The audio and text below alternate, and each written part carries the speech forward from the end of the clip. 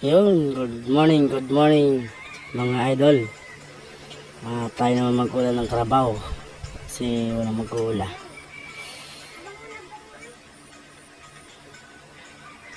Diyan lang natin iwala sa mga medyo may magandang kainin. Magandang tanawin guys. Bird ang kanilang kainin.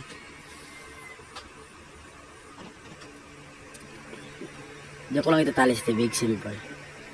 Hindi naman siguro mga kalpas yan dyan. Siyempre, tatanggalin natin sa pangilong para hindi makakain na maganda yung karabaw. Siyempre, pagkatapos magula, punta tayo sa labahan.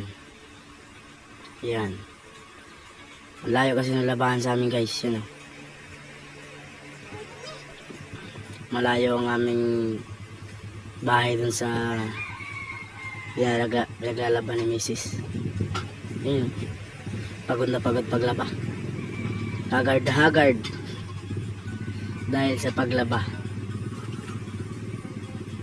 Yan ang daan sa amin, mapunta sa amin guys. Ang putik pa. Walang tigil ang kauulan dito sa amin. Yan. Ngayon uminit. Salamat naman tagpakita si Harming Araw.